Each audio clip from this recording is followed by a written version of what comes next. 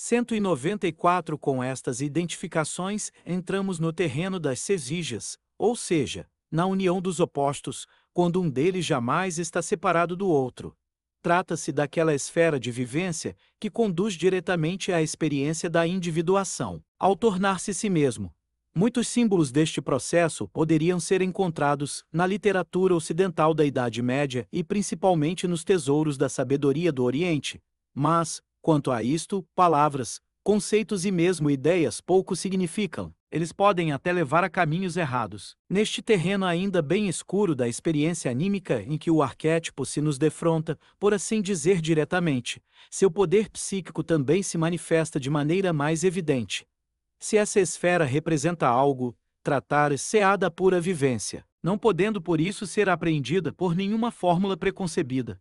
Aquele que sabe compreenderá sem maiores esclarecimentos verbais qual a atenção expressa por Apuleio em sua maravilhosa oração Regina Coeli, quando ele associa a Vênus. Celestia nocturnis ululatibus horrenda pasropina.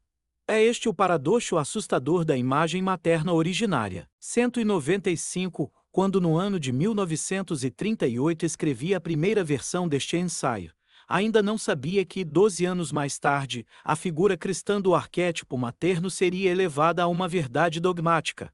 A Regina Coeli cristã despiu-se evidentemente de todas as propriedades olímpicas, com exceção do luminoso, do bom e do eterno, até mesmo seu corpo humano, destinado à decomposição material, transformou-se em incorruptibilidade etérica. Apesar disso, a rica alegoria da Mãe de Deus conservou alguns pontos em comum com sua prefiguração em Ísis ou Auel e Semele. Não só Ísis e seu filho Horus são prefigurações iconológicas, como também Semele com sua subida ao céu. Esta, a mãe originariamente mortal de Dioniso, antecipou a Assumptio Beatae Virginis. O filho de Semele também é um deus que morre e ressuscita, e o mais jovem dos olímpicos. A própria Semele parece ter sido uma antiga deusa terra, tal como a Virgem Maria é a terra da qual Cristo nasceu.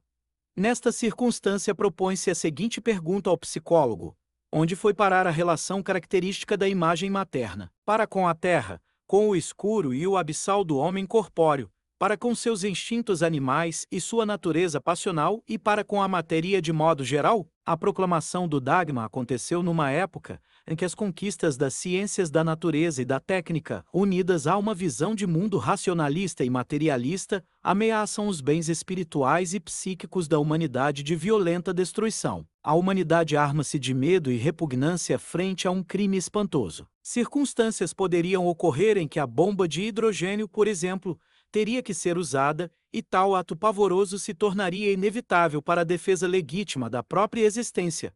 Em flagrante contraste com esse desastroso desenvolvimento das coisas, a Mãe de Deus é entronizada no céu. Sim, a sua Assumptio é até mesmo interpretada como um contragolpe deliberado ao doutrinarismo materialista, o qual representa uma insurreição dos poderes ctônicos. Tal como o aparecimento de Cristo deu origem a um demônio real, adversário de Deus, a partir de um filho de Deus originário que se encontrava no céu, agora inversamente uma figura celestial, síndice de seu reino originariamente ctônico, assumindo uma posição contrária aos poderes titônicos desencadeados tanto a partir da terra como do mundo subterrâneo. Do mesmo modo que a Mãe de Deus foi despida de todas as qualidades essenciais da materialidade, a matéria foi totalmente privada de alma, e isto numa época em que a física se abre para intuições as quais, sem desmaterializarem completamente a matéria, adotam de certas propriedades, problematizando sua relação com a psique de um modo inadiável.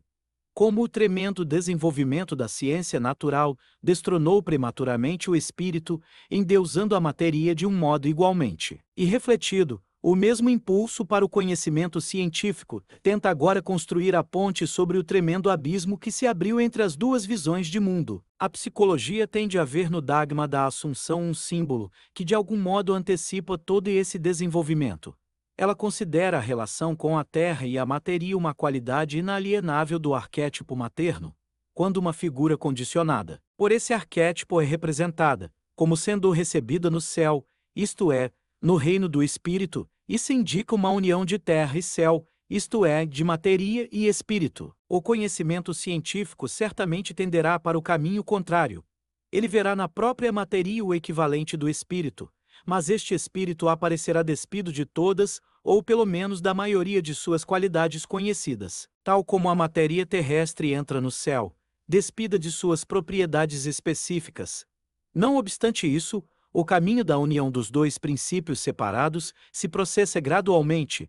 196, concretamente falando, a assunção é o oposto absoluto do materialismo. Tomado nesse sentido, tal contragolpe em nada diminui a tensão entre os opostos, mas os impele ao extrem. O ponto asterisco 197 compreendida simbolicamente. Porém, a assunção do corpo significa um reconhecimento da matéria a qual, devido a uma tendência preponderantemente pneumática, fora identificada pura e simplesmente com o mal. Em si mesmos, tanto o espírito como a matéria são neutros, ou melhor, o triusque capaz, isto é, capazes daquilo que o homem chama de bem ou mal.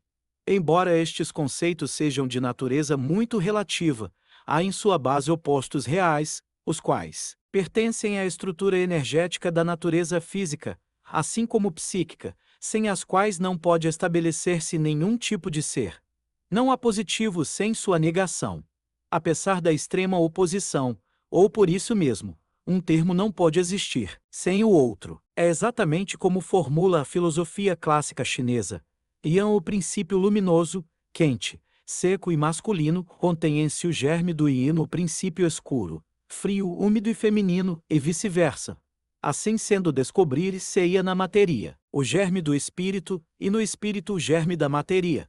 Os fenômenos de sincronicidade há muito conhecidos e confirmados estatisticamente pelos experimentos de Yuan parecem apontar nessa direção. 28. Uma certa animização da matéria põe em questão a absoluta imaterialidade do espírito, na medida em que se deveria atribuir a este último um tipo de substancialidade, o dogma da Assunção, anunciado no momento da maior cisão política, que a história já conheceu, é um sintoma compensatório que reflete os esforços da ciência no sentido de estabelecer uma imagem unitária do mundo. Em certo sentido, ambos os desenvolvimentos foram antecipados pela alquimia, sob a forma do hieros gamos dos opostos, mas apenas de modo simbólico. O símbolo, no entanto, tem a grande vantagem de conseguir unificar numa única imagem fatores heterogêneos ou até mesmo incomensuráveis. Com o declínio da alquimia, ruiu a unidade simbólica de espírito e matéria, disso resultando o homem moderno, desenraizado e alienado numa natureza desprovida de alma. 198. A alquimia viu a simbologia da união dos opostos na árvore, e, por isso não é de surpreender que o inconsciente do homem ordierno, o qual já não se sente à vontade no seu mundo, nem pode basear sua existência no passado transcorrido, nem no futuro ainda por vir, volte a buscar o símbolo da árvore da vida, enraizada neste mundo, crescendo em direção ao polo celeste, que o homem também é. Na história do símbolo, a árvore é descrita como o caminho e o crescimento para o imutável e eterno, gerada pela união dos opostos e possibilitando a mesma através do seu eterno já existir. É como se o homem, que procura em vão sua existência, disso fazendo uma filosofia, só encontrasse o caminho de volta àquele mundo, no qual não se sente estranho.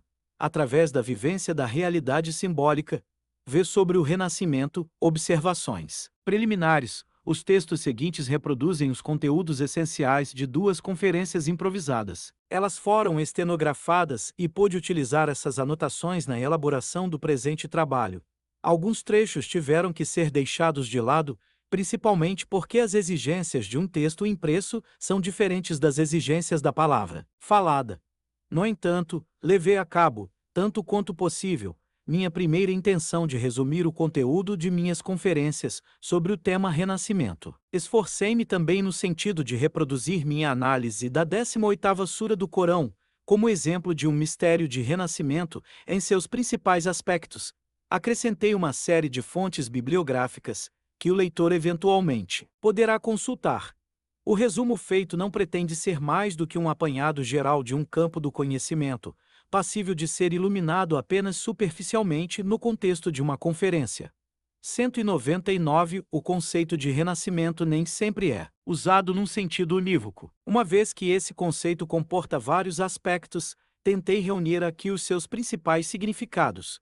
Ressalto 5 aspectos diversos, que provavelmente poderiam ser multiplicados se nos aprofundássemos. Parece-me, porém, que com essas definições abrangemos os principais significados. Na primeira parte da minha dissertação, apresento um breve sumário das várias formas de renascimento, ao passo que na segunda parte trato de seus diferentes aspectos psicológicos. Na terceira parte, o processo de transformação é ilustrado através do exemplo de uma série de símbolos.